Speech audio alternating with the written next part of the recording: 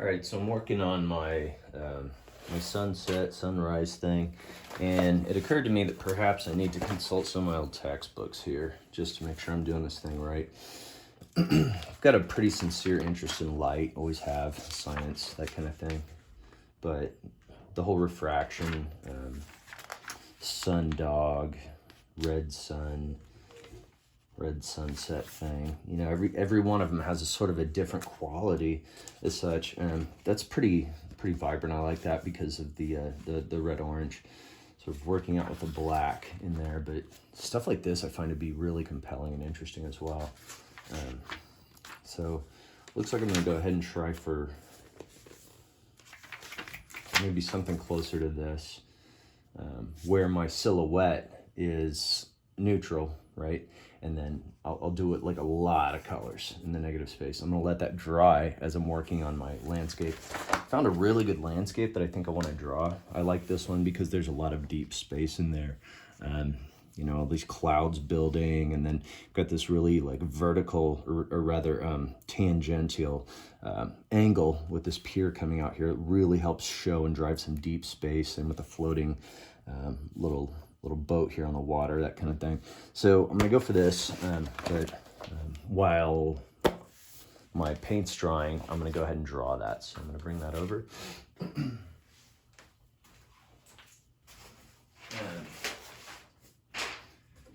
So because of the nature of the way that I've oriented this thing, my sunset sunrise thing is going to be a vertical. So that's how I intend to paint it. I'm gonna use a couple of brushes. I'm gonna use a clean brush, and I'm gonna use a dirty brush, one for my color and one for just adding water. And so I had a couple of brushes that I enjoy using quite a bit. So I kind of have a general idea about like maybe some yellows and oranges diffusing out to some, you know, violets, purples, and pinks out here. Went ahead and wet my my colors ahead of time. It's gonna go best that way. So wherever I want to start my wash, I'm gonna go ahead and add a good deal of water. And this has got to be a quick thing, okay? You don't want to scrub your paper a lot. This is, you know, it's dual purpose paper, but it's not so high quality that it's not going to stand up to some like balling up. In fact, you'll see it start to ball up if you're too aggressive with it. We just want to get the color on there and get it to spread and then dry. So I'm going to get that going. Go ahead and add like a lot more water to this. A spray bottle is really helpful with little kids. When I'm doing washes, I'll use a spray bottle. It kind of helps them get a consistent amount of moisture all over the place. You'll notice I'm not doing a lot of brushing. I'm just trying to lay that paint on there pretty gingerly, just to get that stained. Drop one more red up in there. Try not to get any brush strokes if I can avoid it, because I really just want it to go all over and do its thing. Get some orange in there. A little bit of orange in this corner here.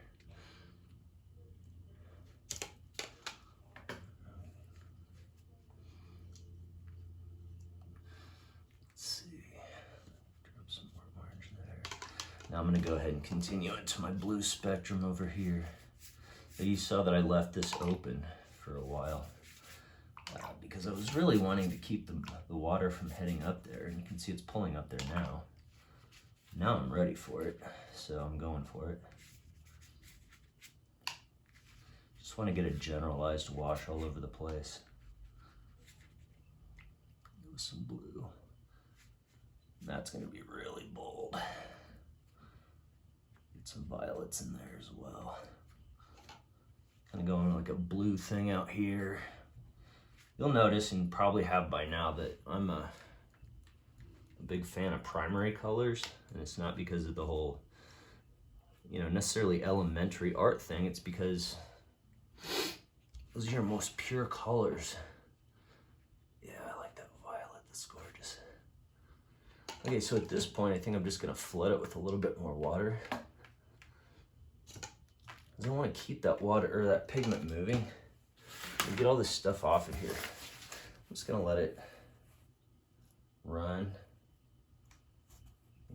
its thing.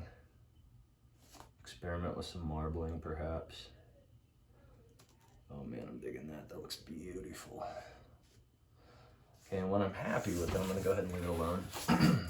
So what's gonna happen is I'm gonna work on my landscape drawing while that's drying. It's a nice sunny day today, so it's gonna help me out a lot. Go ahead and move my paints out the way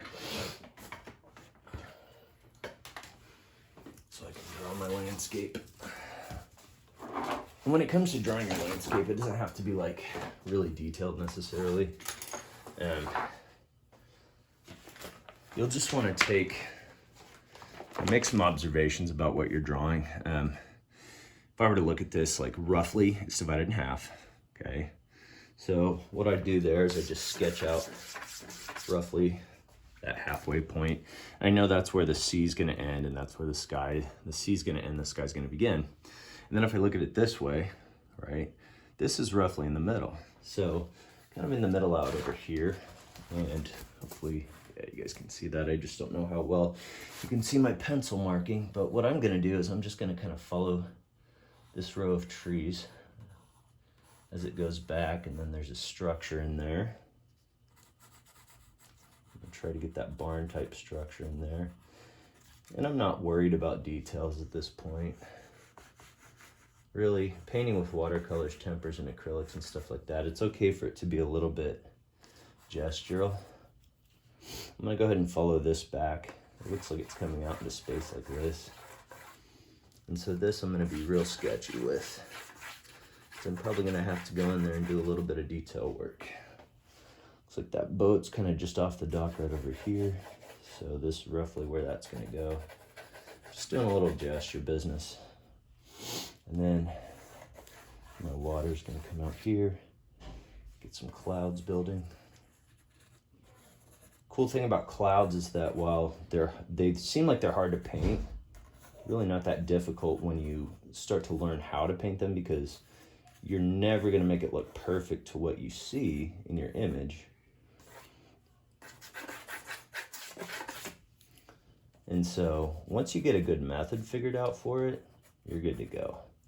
Like, you can paint clouds all day. You can invent them all day too. Because there's some structure in this boat, I'm gonna go ahead and define some of that a little bit more.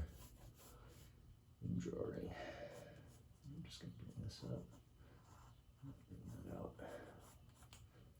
Okay, like that. Pretty well. Looks like there's a little bit of a reflection in the water. Looks like I'm ready to paint. Cool. All right. So now I'm gonna let this stuff dry and work on my landscape here. It's gonna be a time lapse while I finish this up. Now the still life, I'm probably gonna post my old still life video on there for you. So take a look. Good luck with everything. Should be a lot of fun.